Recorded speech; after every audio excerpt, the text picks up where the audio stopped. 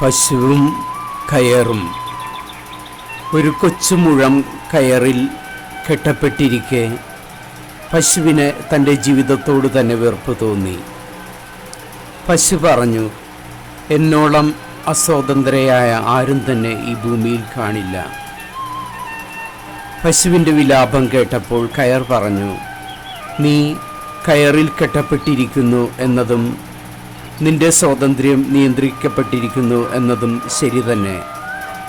എന്നാൽ നിന്നോളം അസ്വാതന്ത്ര്യം അനുഭവിക്കുന്ന ആരും ഈ ഭൂമിയിൽ കാണില്ല എന്ന് നീ പറഞ്ഞത് ശരിയല്ല.